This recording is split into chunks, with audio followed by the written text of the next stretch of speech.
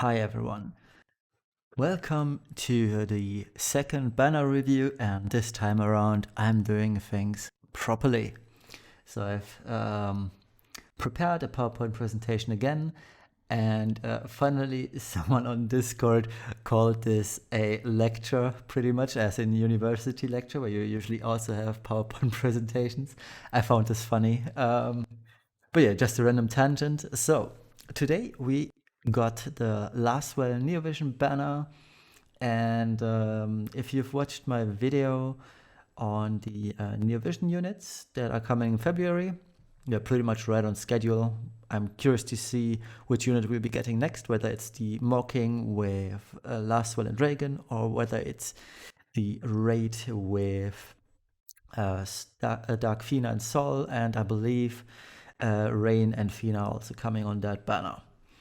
But we're getting ahead of ourselves. Today's focus is Lasswell Neo Vision, as well as Yuraisha and Kunshira Neo Vision Awakened. So let's dive right in and check out Lasswell Neo Vision. So on the left, you can see his base form as well as his unlocked Brave Shift form. The animation for the unlocking or for the Brave Shift is pretty cool, where he takes out his saber. I believe it's a katana he's wielding, sorry. It looks pretty dope. Sadly, as you will see in just a few minutes, the unit itself isn't that good. But so his Trustmaster is a materia, as you can see on the right side. I've included the icons for them. It's a Trustmaster, 50% increased physical and magical damage against dragons, as well as 50% equipment attack, plus 25 accuracy. He is a true dual hand unit, meaning he does not get 6 times 6x chain mod cap, by the way. His Super Trustmaster is Cloths with 42 attack, 24 defense, 70 magic. And what's really cool about this is the 50% magic and physical damage against insects. Really cool Super Trustmaster. He is very good for both his Trustmaster and Super Trustmaster. So keep that in mind. His vision card, the heir to the purple lightning, level 1, 40 base attack and magic, level 10, 65 attack base attack and magic. His passives at level 4 and 7 are 20% increased attack and magic when equipping Cloths, and at level 10 he gains 50% increased, or the wearer of this vision card gets 50% increased physical and magical damage against insect. Again, it's, I believe, the second vision card that has, or no, it's the third one, I believe Eldrin has one too, and I believe the Earl has killers too. So this is the third card we're having with killers on them. Still quite rare, and especially it's insects, which is pretty cool. So in his base form, he's an ice-focused physical attacker, although you could technically forego the ice focus and just imbue him with whatever, but his limit burst in his base form is ice. In his shift form, he is technically an ice physical magic attacker, although you can forego the ice element and just imbue him with whatever. But he gains the most damage from ice. His chains are Absolute Mirror of Equity and Starter Strain Base, and Absolute Mirror of Equity and Chaos Wave Awakened in his shift form. Next up are all his base form or normal form abilities. As you can see, I included Japanese names. I prepared this in advance, where we didn't have the English names just yet. But as you can see, the level 5 abilities, those are the ones we're mainly going to talk about. The first one, the Absolute Mirror Equity, 80% or 80x physical damage, no element attached to it, which makes it quite handy, as you can just imbue him with whatever you need, whatever you like. And the ice physical damage, 72x, is a little bit on the lower side, but it has the upside of filling LB gauge by 6 crystals to all allies. The other abilities are really nothing too serious. His Stardust Ray chain mod is 43x. It's not too serious.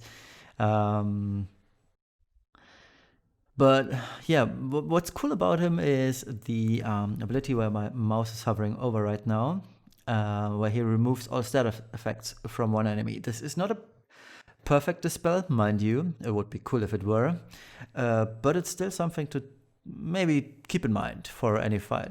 He also can protect all allies from physical damage with 20% physical damage mitigation, general mitigation. I don't know if you ever wanted to use that, but okay, I guess. He can also decrease ice resistance by 120% for 4 turns, increase his own attack by 300%, and buff himself with some killers, dragon and insects for that matter. And he also decreases damage taken, only for himself though, from dragons and insects by 30%, which is cool, I guess.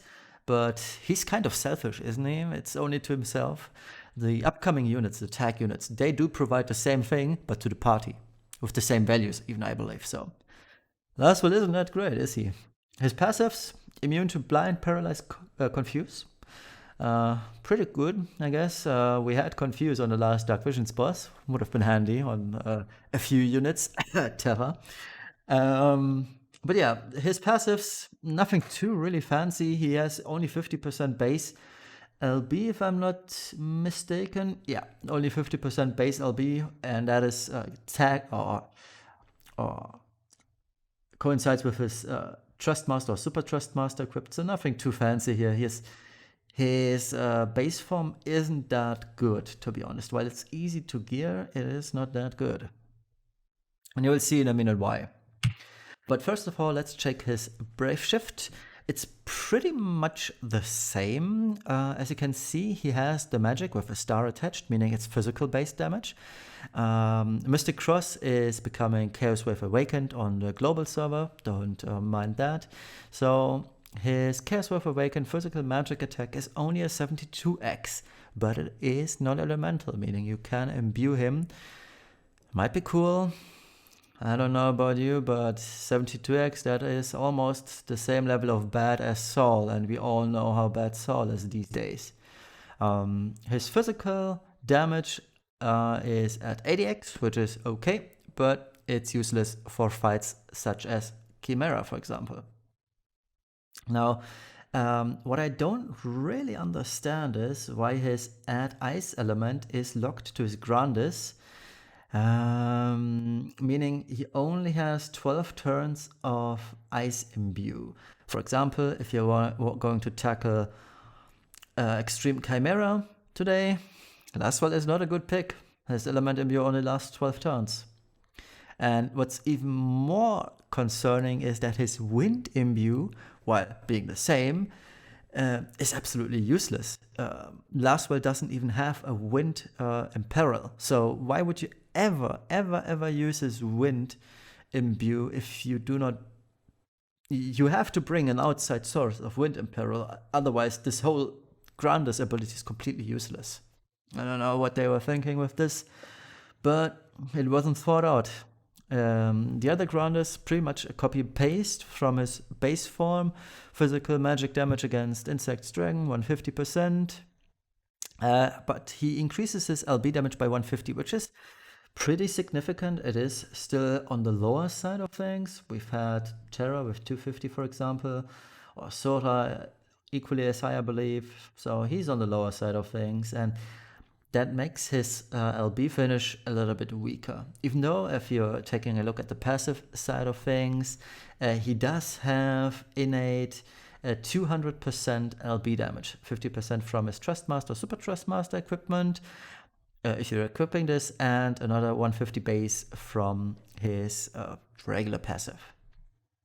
So yeah, that's pretty cool, but he loses his insect killer on the shift form. Please note, he only increases damage, physical and magical damage against dragons by 100% in his shift form.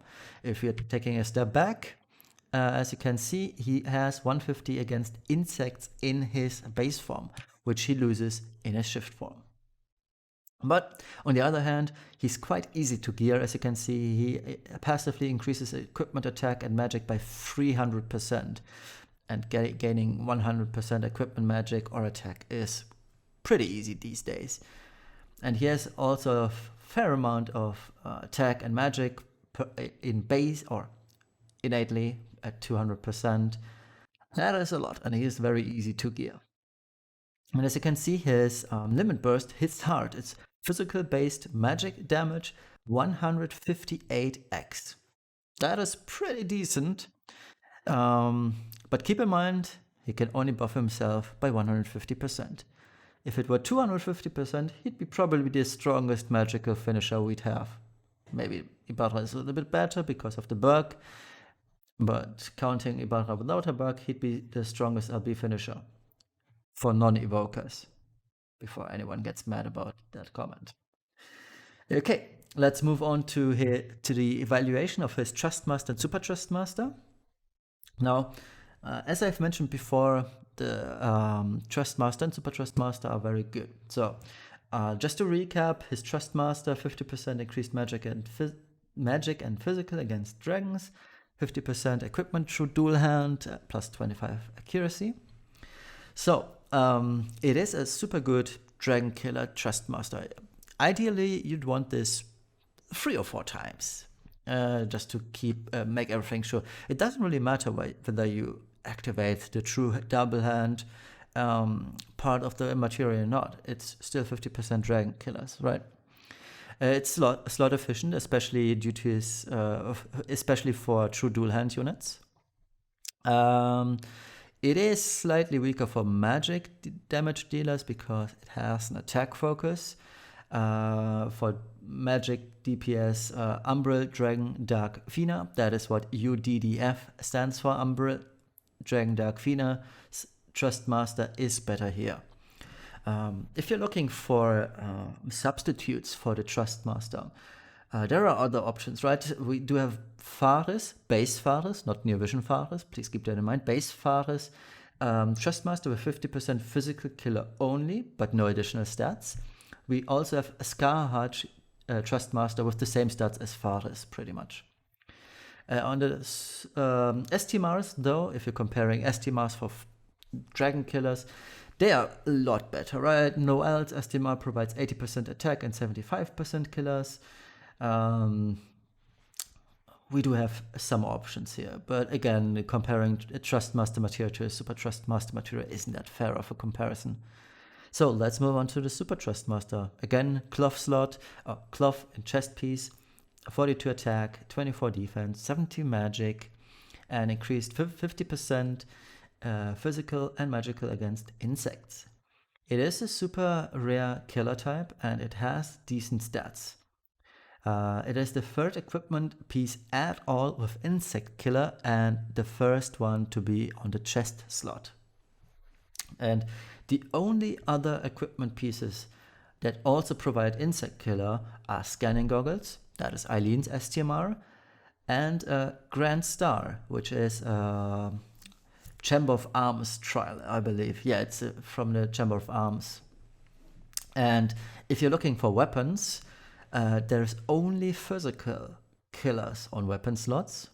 We also have the Bug Killer Plus Materia and Overcoming Death, which is a Dark Mage X-Death STMR, which is available only for Magic DPS in that case. So as you can see, regarding killers, he's very unique still, and he will keep being very unique for the foreseeable future because we don't get that many insect killers. But on the other hand, we also don't have that many insect bosses.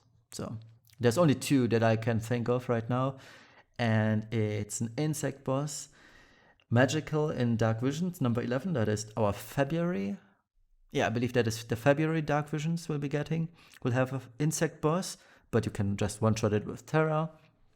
And there is also a trial, Sandworm trial, I believe, which is also insect, but that trial is a joke, so not much to look forward to in regards to insect killer materia or equipment slots, so maybe you can just ignore it for the time being. Now let's take a look at the vision card. On the top you can see the base stats and what it does. Let's just skip over to the evaluation. It is a decent hybrid vision card, and for Lasswell himself as well, as of course. the level 10 passive is only locked to male characters. Considering that Brave Exvius at the moment is a waifu simulator, I don't think this is quite a good lock. I have to think about which male characters I'm using. It's Zorn, sometimes it's Van. Well, technically I'll be using Locke going forward instead of Van, but still. That's pretty much all about it, right? Oh, Gebranth. We'll be using him for the Ashura trial. So, as you can see, there are not that many male characters that are also hybrids. Well, Eldrin. There's Eldrin, of course. But yeah.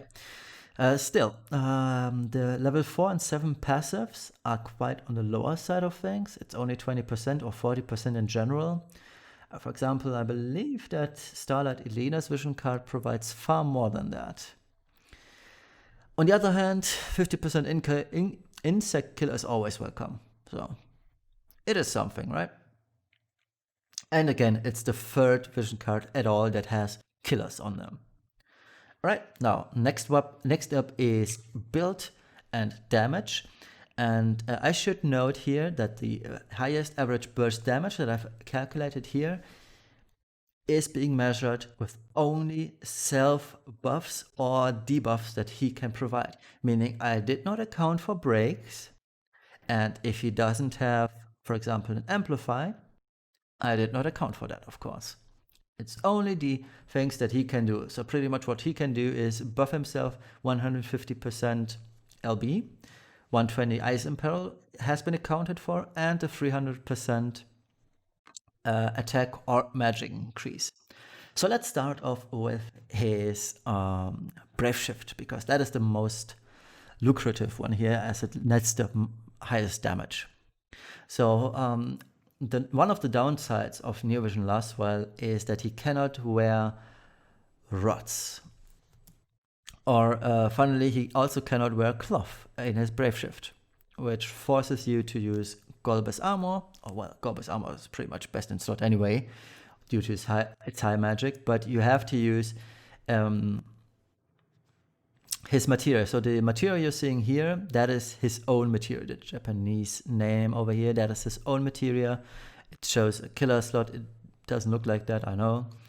So that is the gear he's using. That is Terra's, Neo Vision Terra's STMR, RX head, that is an STMR, Heliolite. I did this with equipment that I personally have already, which is why it's a little bit heavier on the STMR side. I just wanted to show you his highest burst potential, and it is not that bad, all things considered, right? So without buffs, he reaches 4.8k magic, which is pretty good. That also assumes he's been door potted, etc. And he's at EX +1. He's using Fenrir. And yeah, his optimal rotation for the highest average burst damage is on turn 1, you triple cast all his cooldowns pretty much. So you're doing the Ice Imperil, you're doing the 300% magic attack, magic increase, sorry. You're also using the LB increase Magnus, 150%, and the Ice Imbue Magnus. And on turn 2, considering you have already filled his LB through outside sources, you limit burst. If you don't have the limit burst available on turn 2, you can just triple or quad. I believe he unlocks a quad cast too. I should have checked whether he has quad cast, but on the other, I think he has. You just quad cast his either Chaos Wave Awakened or Absolute Mirror of Equity Chain. That's pretty much about it, and you fill LB gauge and then LB obviously. The base form is using Lionheart Plus, as well as his own STMR and the chest piece, as well as much LB damage as you can fill. I only got to 295, which is sad. And it's also due to the fact that he only has 50% LB increase in his base form, which is very low.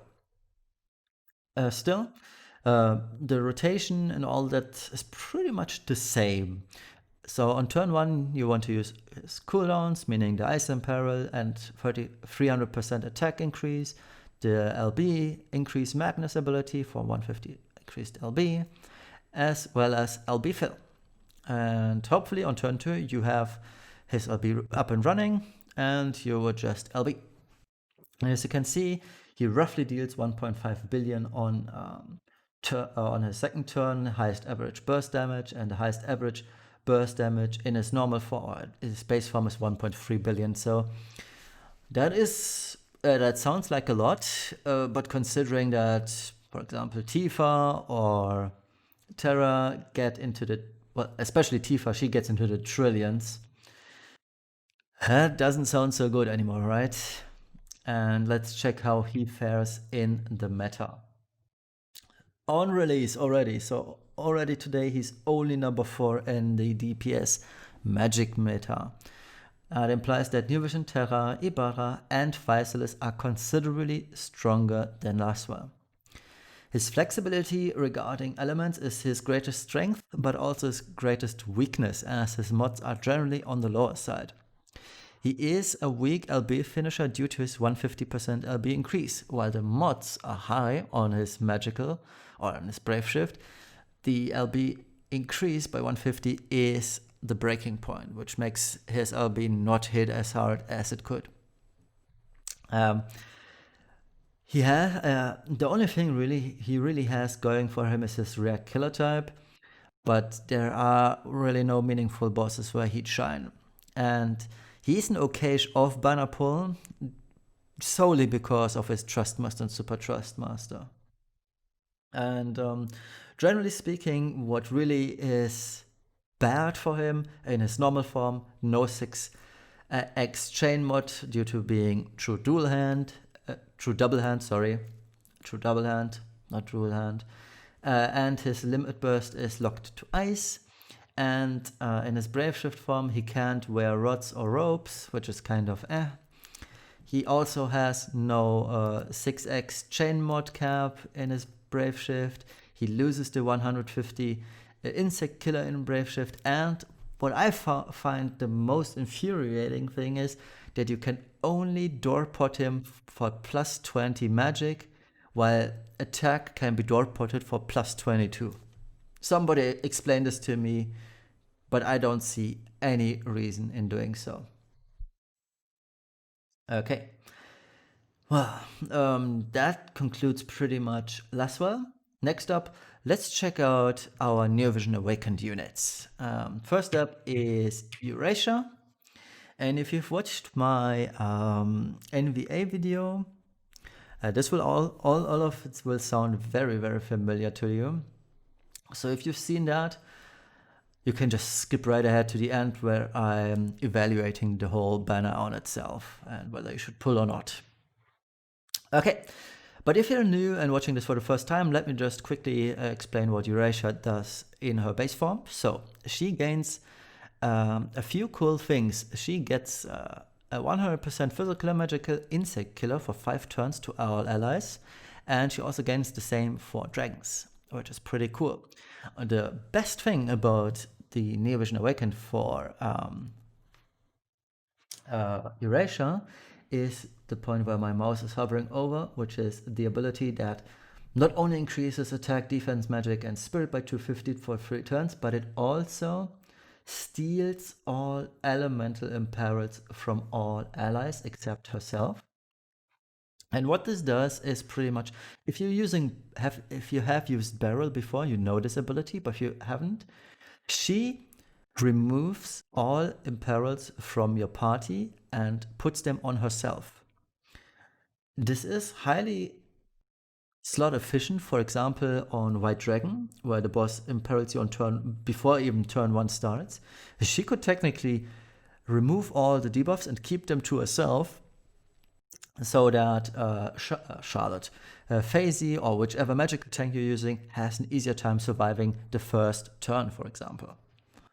And that is super good of an ability. And her last one is mitigate damage taken, which is general mitigation 50%. That is in itself already super good. for 3 turns, and she also grants a 3.5 barrier on top, which makes her pretty good. And it only gets better in the Brave Shift, where she actually becomes a healer. So as you can see, she still retains the 50% general mitigation and the barrier, but she's also getting a strong heal to all allies, which also recovers 70 MP upon cast. Her Grandis are pretty cool as well. She can increase LB damage by 100, as well as increase LB gauge by 40 crystals to all allies, which is pretty good. She takes a little bit of damage to herself, but who cares, right? What's also cool is the second Grandis, which removes all the debuffs from all allies. That is super good. It's a perfect dispel on yourself or on your party, with retaining all buffs and removing all the debuffs. It's super good. Especially for trials, she's gonna shine. And yeah, as you can see, she's really good. Her LB in a Brave Shift, it's not that interesting. It only increases by attack, defense, magic, and spirit by 280. 6k barrier is nice. 180 magic points to all allies is nice. You can use it on an off turn. I'm not gonna stress too much about it, to be honest. The real kicker is everything else she really does. Okay, next up is Kunshira.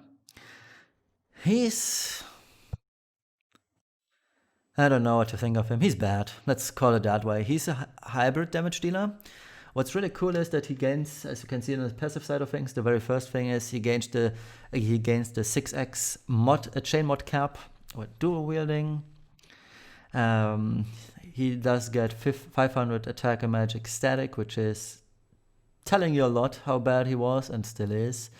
And his Neo Vision awakened abilities, water and light hybrid damage, although on a high modifier, 98x, or fire and wind hybrid damage. I do have to mention hybrid damage, meaning try using this on a boss that is highly resistant to water but weak to light. And he also has very high defense but low spirit. Kunshira is absolutely useless in that case. And if you want an application of that, Chimera is one of that. He has, technically speaking, he has the same amount of defense and spirit, but he also increases his defense by 200% in a fight, making every hybrid unit technically useless. So I wouldn't use Aldrin on Chimera, and I would never use Kunshira for anything that... Well, I wouldn't use him for anything, really. Unless the boss is actually weak to water and light or fire and wind specifically. It may be good for that, but I don't see that happening. Okay, this is his Brave Shift. More of the same, pretty much. Water light hybrid damage, as you can see. He gains AR chains, lightning and wind to all enemies. And it only gets weirder from here on out. As you can see, one of his Grandis, 3 uses per battle. It is fire, lightning, water, wind, and light hybrid damage. It's 5 elements. Just imagine what happens if the boss is highly resistant to 1 or 2 or more even elements. His damage is almost 0. Even though the mod is super high with 134x, it's absolutely useless. 5 elements. Come on. What's funny is pretty much that he doesn't imperil most of his things. That is the next best thing. Well, he does imperil lightning and wind to 125. That does not apply to water and light, for example. Who thought of that again? So yeah, Kunshira, really not that good. Really not that good. And if you can find an application for him where he might shine, please tell me in the comments. If I'm wrong on this, I gladly admit I'm wrong. I always strive to get to know all the things, and if I'm wrong on a Kunshira, please let me know. But I don't see any use. Okay, so now here's the question you're probably asking yourself. Should you pull? Should I pull? There's an easy answer for that. So if you have either Ibarra, Physalis or Terra, do not pull. Really don't pull. If you're missing all of them, you want to give him a chance, as you're probably missing a whole lot of Magic DPS anyway. But considering we'll be getting Dark Fina and Sol tag unit quite soon, you might want to keep your Lapis inside your digital wallet. But fair warning, the tag unit, Dark Fina and Sol, they are locked to Earth for the best damage. And I would understand that you like Lasswell for his elemental flexibility, and that he might be okay to use in Dark Visions. But please note, if you have Terra, you will never need another mage. Until Faris, Neo Vision Faris arrives, that is. Because Terra on her own demolishes every magic stage in Dark Visions anyway. On turn 1 even. If you've seen my December/January Dark Visions videos, Terra pretty much obliterated every single stage. I even had to unequip her to not have the overflow damage and thus have my runs fail. So you don't need Neo Vision Lasswell, and if you off-banner him, super cool. You're getting a very good Trust Master and potentially a super good Super Trust Master, but I would advise to not pull on him actively. If you do want to spend tickets on this banner or just solely pull for the fun of it, the star of the banner is Yuraisha, so if you can Neo Vision Awaken her through banner pulls or ticket pulls, that is cool. But yeah, you do have 2 out of 3 units on this banner are bad, Kunshira and Lasswell that is, and we have 1 superb unit, which is Yuraisha from all of this. And like I've said, I'm not gonna pull for Lasswell. I do have enough Yuraisha to EX +0 her, and with 5 more days I can EX +1 her, so I am definitely not gonna pull on this banner. If you do, good luck to your pulls. I hope they do net you 1 Lasswell or the unit you desire. And I mean, if you're a fan of Lasswell and you want to pull for him because he's your favorite unit, I'm not gonna judge that. I pulled for who was it? Squall, Lionheart Squall, because Squall is one of my favorite units. Or I'm gonna pull for Neo Vision Noctis, even if it means that even if he were bad, such as Lasswell for example, I'd still pull for him because I'm a huge fan of Noctis. So yeah, I can totally understand pulling for Lasswell if you're a fan of him. Okay, that pretty much concludes the video. I hope you enjoyed this banner review. It wasn't as scuffed as the last one last week. I prepared this in advance. So yeah, let's see what we get next week. Me personally, I'm hoping for a mocking with Lasswell and Reagan, but it might just be a raid with Dark Fina and Sol, so we'll see. I'm still optimistic and curious to see what we get next week. But until then, if you're pulling, good luck to your pulls. And that pretty much concludes this video. Thank you all for watching. See you in the next one.